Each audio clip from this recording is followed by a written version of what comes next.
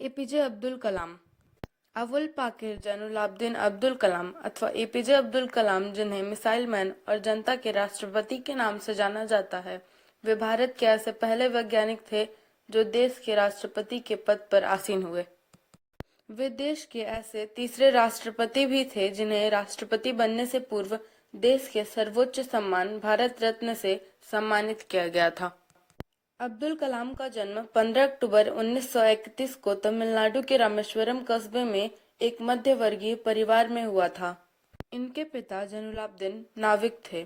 वे 5 वक्त के नमाजी थे और दूसरों की मदद के लिए सदैव तत्पर रहते थे। कलाम की मां एक धार्मिक और दयालु महिला थीं।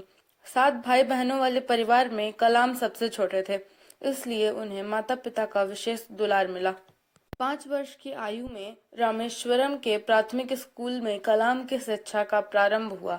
उनकी प्रतिभा को देखकर उनके शिक्षक बहुत प्रभावित हुए और उनसे विशेष स्नेह रखने लगे। कलाम का बचपन बड़ा संघर्षपूर्ण रहा। वे रोज सुबह 4 बजे उठकर गणित का ट्यूशन पढ़ने जाया करते थे।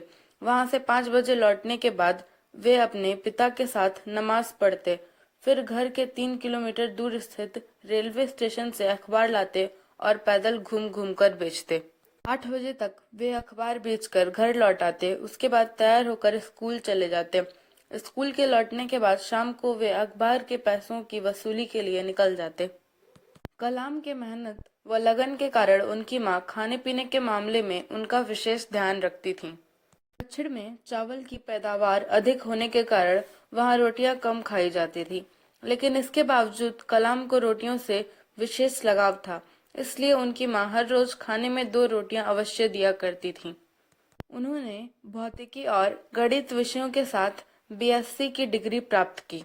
अपने अध्यापकों की सलाह पर उन्होंने पोस्ट ग्रेजुएट शिक्षा के लिए Madras institute of technology, Chennai का रुख किया।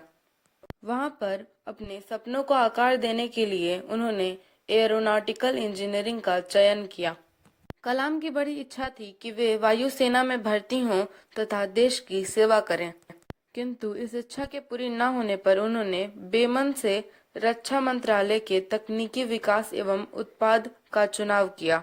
डॉक्टर कलाम के जीवन में महत्वपूर्ण मोड़ तब आया जब वे 1962 में भारतीय अंतरिक्ष अनुसंधान संगठन से जुड़े। यहाँ पर उन्होंने विभिन्न पदों पर कार्य किया। वे 25 जुलाई 2002 को भारत के 11वें राष्ट्रपति के रूप में सामने आए।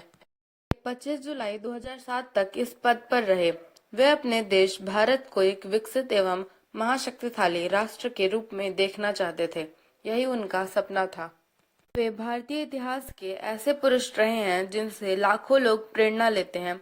27 जुलाई 2015 को इन्होंने इस दुनिया से अपना नाता तोड़ लिया, लेकिन हमेशा के लिए हमारी यादों में बसे रहे।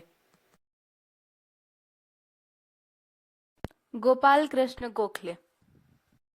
गणित की कक्षा थी। अध्यापक ने कल गणित का एक प्रश्न दिया था और कहा था कि इसे घर से हल करके लाना। अध्यापक जी ने कॉपी जांचने पर पाया कि किसी का भी उत्तर सही नहीं था। जब उन्होंने गोपाल की कॉपी देखी तो पाया कि प्रश्न का उत्तर सही था। अध्यापक महोदय गोपाल की प्रशंसा करने लगे।